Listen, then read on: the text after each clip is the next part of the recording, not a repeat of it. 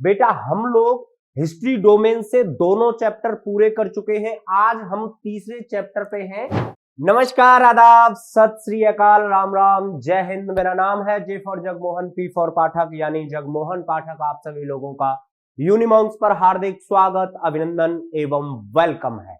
बेटा हम लोग हिस्ट्री डोमेन से दोनों चैप्टर पूरे कर चुके हैं। आज हम तीसरे चैप्टर पे हैं जिसका नाम है बंधत्व, जाति तथा वर्ग। Chapter number 3। इसमें हम बात करेंगे आरंभिक समाज के बारे में, कब से लेकर कब तक। तो 600 BCE से लेकर यानी 600 ईसा पूर्व से लेकर और 600 ईस्वी तक यानी एडी तक। बात समझ गए, यानी CE तक। यहां तक कोई दिक्कत, यहां तक कोई परेशानी नहीं होनी चाहिए। चलिएगा आरंभ करते हैं, प्रारंभ करते हैं। सबसे पहले आपसे हाथ जोड़कर निवेदन यही है कि भाई जितना भी हो सके क्लास को शेयर करिएगा ज्यादा से ज्यादा। जो भी बच्चा हिस्ट्री डोमेन लेकर भाई BA वगैरह जो भी कुछ करना चाहता है और जिसके पास हिस्ट्री डोमेन है, भाई आ जाइए। एकदम अच्छे से, बहुत अच्छे से हम आप लोगों को यहाँ पे पढ़ा रहे हैं और एक भी क्वेश्चन नहीं जाएगा, ना इधर जाएगा ना इधर। जो मेरी तैयारी है वो 200/200 की है बेटा, यानी एक भी क्वेश्चन आपका गलत नहीं होने दूंगा। ठीक है, चलिएगा आरंभ करते हैं, प्रारंभ करते हैं। सबसे पहले जान लेते हैं कि इस चैप्टर के बारे में एक्चुअली हमें क्या क्या पढ़ना है और क्या क्या नहीं पढ़ना है और कितना पढ़ना है। ठीक है, ओके।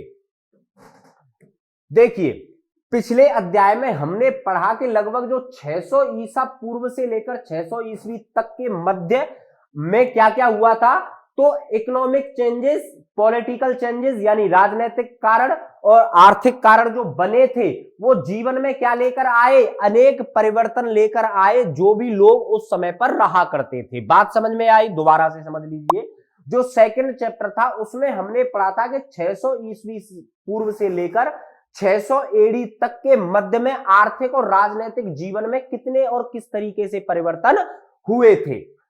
अब क्या है कि उपमहाद्वीप के बारे में, उपमहाद्वीप की सबसे समृद्ध ग्रंथों में से एक है जिसे हम क्या जानते हैं, जिसे हम महाभारत जानते हैं। उसका हम यहां पर पूरा पहली बात को विश्लेषण करेंगे। ठीक है, कि महाभारत में किस किस तरीके से वहां पे आर्थिक जीवन था, सामाजिक जीवन था, पितृसत्तात्मक जो वर्ग था वो किस तरीके से था। पितृसत्तात्मक बोलते हैं यानी पिता के द्वारा, है ना, याद रखिएगा। और दूसरी चीज क्या है कि उपमहाद्वीप में आर्थिक और सामाजिक जीवन कैसे बदला। ठीक, नंबर 3 क्या है कि महाभारत जैसे ग्रंथ की जो रचना है वो 1000 वर्ष तक कैसे होती रही, या महाभारत जो 1000 वर्षों में जाकर लिखा गया वो किस तरीके से इसकी पांडुलिपियां ढूंढी गई, वो सारी यहां पर भी हम आगे बात करने वाले हैं। और क्या बात है कि महाभारत के समय बंधत्व, जाति तथा वर्ग में क्या क्या बदलाव आए। ठीक है, यहां तक कोई दिक्कत आप लोगों को नहीं होनी चाहिएगा, एकदम प्रॉब्लम कोई क्लियर, सब प्रॉब्लम क्लियर है, कोई प्रॉब्लम तो नहीं है। चलिएगा अब आरंभ करते हैं चैप्टर के बारे में पूरा के क्या है। तो सबसे पहले है कि महाभारत का समालोचनात्मक संस्करण, के महाभारत का किस तरीके से रचना हुई और कितने वर्ष लगे और किसने इसकी रचना की थी। आ गई बात समझ में? अच्छा जी, अगर आपसे डायरेक्टली पूछ लिया जाए कि महाभारत के रचनाकार कौन है, ठीक, तो आपको बेझिझक होकर वेद व्यास एक बार में आंसर लगा देना है। ठीक है, कौन सी महाभारत की बात कर रहा हूं? जो महाभारत जो सबसे पहले लिखी गई थी वो किसके द्वारा लिखी गई थी? वो लिखी गई थी वेद व्यास जी के द्वारा। ठीक है, लेकिन हम यहां पर अब पढ़ रहे हैं वो क्या है, याद रखिएगा इस डेट को कि 1919 में, कब? 1990 ईस्वी में प्रसिद्ध संस्कृत विद्वान, नाम क्या है इनका? VS सुथांकर। नाम क्या है बेटा? तो VS सुथांकर ने 1990 ईस्वी में, इनको किस नाम से जाना जाता है? इनको एक विद्वान संस्कृत के नाम से जाना जाता है, तथा अनेक विद्वानों ने मिलकर महाभारत जैसी एक अत्यंत महत्वाकांक्षी परियोजना की शुरुआत की थी। कब की थी? तो 1919 में की थी। और नाम क्या था इनका? VS सुथांकर। नाम दोबारा बता रहा हूं, VS सुथांकर। टोटल इसमें कितने साल लगे थे? तो 47 ईयर्स इसको कंप्लीट होने में लग गए थे। कितने ईयर भाई? तो 47 ईयर्स इसमें लग गए थे। इस परियोजना को पूरा करने में यही आ गया कि 47 वर्षों का समय लगा। और महाभारत का प्रकाशन कितने पृष्ठों में हुआ? तो 13,000 पृष्ठों में हुआ, जो घटकर अब कितने पृष्ठ हो गए, वो घटकर लगभग आज हमारे पास 1500 से 1600 पेजेस बचे हैं। यहां तक बात क्लियर एकदम अच्छे से आई है। क्वेश्चन क्या आने वाला है आपका, मैं सीवीटी में बता देता हूं।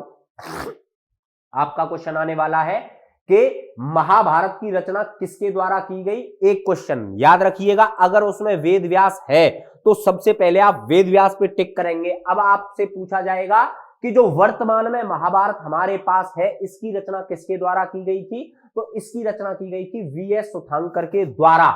इसकी रचना कब शुरू की गई, तो 1919 में शुरू की गई थी। ठीक है, इसको कंप्लीट होने में कितने साल का टाइम लगा, तो इसको कंप्लीट होने में 47 इयर्स का टाइम लगा। ठीक है भाई, यहां तक क्लियर हुआ एक एक पॉइंट अच्छे से। ठीक है, अब आगे हमारा टॉपिक है बंधुता एवं विवाह, अनेक नियम और व्यवहार की भिन्नता। यानी जो बंधुता थी, जो आपस में हम मिलजुल कर रहते थे, और विवाह के क्या क्या नियम फॉलो हुआ करते थे, कब, तो 600 BCE से लेकर, कब से बेटा, तो 600 BCE से लेकर कब तक, तो 600 CE तक, 600 CE तक का जो पीरियड है, इसके बारे में हम लोग यहां तक पढ़ेंगे। ठीक है भाई, परिवारों के बारे में जानकारी पहले देख लेते हैं। आज हम और आप लोग देखिए, परिवार टर्म को आप हम और जानते कि नहीं जानते, परिवार में कौन कौन होता है। जैसे कि अगर हम परिवार की बात करें तो हमारे मम्मी है, पापा है, बहन है, भाई है, मौसा है, मौसी है, फूफा है, फूफी है। ठीक है भाई, चाचा है, चाची है, ताया है, ताई है। बात समझ में आई, यानी ताऊ ताई। ताया किसे बोलते हैं, जो हमारे फादर के बड़े भाई होते हैं, उन्हें हम ताऊ बोलते हैं। ठीक है, या ताया बोलते हैं, इतना तो आप लोग समझदार होंगे। तो हम सभी लोग पारिवारिक जीवन को सहज ही स्वीकार कर लेते हैं, लेकिन सभी परिवार एक जैसे नहीं होते हैं। कुछ परिवार बड़े समूह का हिस्सा होते हैं। भाई आप लोग कहते हो ना कि मेरे घर में तो कम से कम मान लीजिए 50 लोगों की फैमिली है, तो इसका मतलब क्या हुआ, इसका मतलब ये हुआ कि जो आपकी जो फैमिली है वो बड़े समूह का हिस्सा है। बात समझ में आई भाई, बड़ा ग्रुप है। अब एकदम क्लियर हो रहा है जी। तो कुछ हमारे उनमें से सगे संबंधी होते हैं। तकनीकी भाषा का इस्तेमाल करें तो हम संबंधियों को किसके, तो जाति समूह कह सकते हैं। दोबारा समझ लीजिए इस लाइन को कि कुछ हमारे उनमें से सगे संबंधी होते हैं। अगर तकनीकी भाषा का इस्तेमाल करें तो हम पाएंगे कि संबंधियों को हम किसके नाम से, एक कास्ट या जाति समूह कह सकते हैं। एकदम क्लियर हुआ पॉइंट, बिल्कुल जी। पितृवंशिक व्यवस्था के आदर्श, पितृवंशिक व्यवस्था के आदर्श कौन कौन से हो सकते हैं। यहां तक पितृवंशिता का मतलब क्या है, जो पिता से जन्मा, अर्थात यहां पर बेटे की बात चल रही है, अर्थात यहां पर किसकी बात चल रही है, सन यानी बेटे की बात चल रही है, पुत्र की बात चल रही है। ठीक है, इसी को बोलते हैं हम पितृवंशिक व्यवस्था के आदर्श क्या क्या थे। हम उन बिंदुओं को निर्दिष्ट कर सकते हैं जब बंधुता के जीवन में बदलाव आया। एक स्तर पर महाभारत किसी की कहानी है, यानी बंधुता यानी भाइयों में आपस में बदलाव आया। पहली बात, अब हम यहां से महाभारत की बात करते हैं। चलिएगा, अगर मैं आपसे पूछने लगूं कि भाई महाभारत का सबसे बड़ा नायक कौन है, तो आप एक जवाब दे देंगे, सर महाभारत का सबसे बड़ा नायक है अर्जुन, है ना। कौन है, अर्जुन है। चलिएगा मान लेते हैं। अच्छा, अर्जुन किस साइड से लड़ रहे थे, तो बेटा पांडव, ठीक है, जिन्हें हम पांडु कहते हैं। तो पांडव साइड से कौन कौन लोग थे, तो पांडव साइड से 5 भाई थे। ये नाम क्या क्या थे, तो भाई युधिष्ठिर, भीम, नकुल, सहदेव और अर्जुन। ठीक, बात समझ में आई। ये पांचों भाई किसकी साइड से लड़ रहे थे, यानी पांडवों की साइड से लड़ रहे थे। बात एकदम क्लियर हुआ। अच्छा जी, कौरवों की साइड से कौन लड़ रहा था, तो कौरवों की साइड से सौपुत्र, ठीक है, नाम तो मुझे भी नहीं पता उनके पूरे लेकिन एक नाम जो सबसे ज्यादा लिया जाता है उसका नाम है दुर्योधन। ठीक, उसका नाम क्या है, उसका नाम है दुर्योधन। और दुशासन, एक और नाम याद आ गया, दुशासन। ठीक, ओके। तो अब इस बंधुता के जीवन में कैसे बदलाव आए, बात क्या थी, बात ये थी कि भाई जो पांडु थे, है ना, पांडु किसके पिता थे, तो पांडु पांडवों के पिता थे।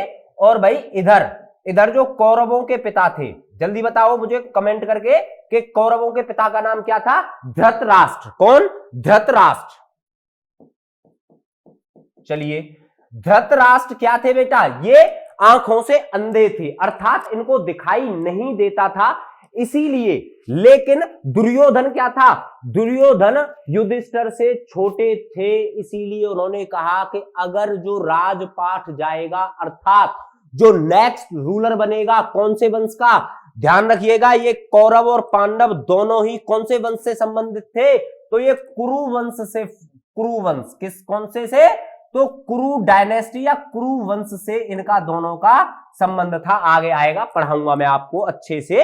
हुआ क्या कि एक भाई जो हमारी पिन होती है ना, पिन जिसे हम कहते हैं, ठीक, तो उस पिन के बराबर या नोक जिसे हम भाई हमारे जो पेन की ये वाली निब होती है, जिसे ऐसे समझ लीजिए आप, तो इसके बराबर भी जमीन किसने कहा, दुर्योधन ने कहा कि मैं नहीं दूंगा जब तक, कब तक, या तो लड़ाई लड़के ले लीजिए, अर्थात भाई युद्ध कीजिए हमसे, वरना इस देश से निकल जाइए, अर्थात हस्तिनापुर स्टेट से निकल जाइए। बात समझ में आई, एकदम अच्छे से क्लियर हो रही है पॉइंट। जो इस चैप्टर आपको जब समझ में आएगा जब आप पिछले वाले चैप्टर को कंसेप्ट क्लियर करके चलोगे। क्यों?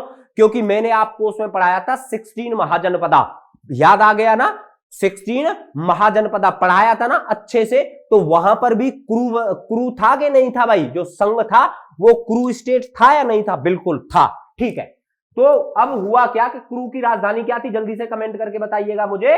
अब कौरव, इनके पिता का नाम धृतराष्ट्र, धृतराष्ट्र से राजा कौन बनेगा बेटा, राजा बन रहा था युधिष्ठिर, लेकिन भाई दुर्योधन को क्या था कि मैं राजा बनूं, इसीलिए आपस में ये महाभारत जैसा बैटल लड़ा गया, ठीक है, महाभारत बैटल लड़ा गया। इसमें जो भी सारा का सारा करिश्मा था वो भगवान श्री कृष्ण का था, ये बात याद रखिएगा, उन्हीं के गेम चल रहा था, उन्हीं ने सारा गेम रचाया था, हालांकि उन्होंने शास्त्र नहीं उठाया, अर्थात उन्होंने हथियार नहीं उठाया था, ठीक है। चलिएगा आगे बात करते हैं। तो महाभारत बांधवों के दो दल, कौरव और पांडवों के बीच भूमि और सत्ता, आ गई ना बात किसकी, तो भूमि और सत्ता को लेकर संघर्ष का चित्रण करती है। कोई दिक्कत यहां तक, कोई परेशानी नहीं आई होगी? अरे पापा की परियो, मम्मी के मगर बच्चों, दबा के शेयर करो, हर उस बच्चे तक ये क्लासेस पहुंचनी चाहिए जो भी बच्चा सीयूईटी 2024 की तैयारी कर रहा है। एक भी क्वेश्चन इधर से और उधर नहीं होने दूंगा बेटा। 50 के 50 क्वेश्चन आपके पढ़े हुए आएंगे और 50 में से आपको सिर्फ व सिर्फ 40 करने हैं, और 40 में से तो मैं आपके एक क्वेश्चन इधर से उधर नहीं हिलने दूंगा, यानी 200 आउट ऑफ 200, ठीक है। प्रिपरेशन वही है। आगे बढ़ते हैं। ये दोनों ही दल कुरु वंश से थे। कौन से वंश से थे? तो ये दोनों ही दल कुरु वंश से थे। यह संघर्ष एक युद्ध में बदला जिसमें किसकी जीत हुई? जिसमें पांडवों की जीत हुई। अब आपसे क्वेश्चन यही पूछ लेगा कि भाई महाभारत जो बैटल था माफी चाहूंगा, जो महाभारत बैटल था, अर्थात महाभारत जो युद्ध था, वो किसके द्वारा जीता गया? तो वो पांडवों के द्वारा जीता गया, ठीक है भाई। आज के लिए इतना ही, कल मिलूंगा इसी टाइम पर, तब तक के लिए नमस्कार, जय हिंद।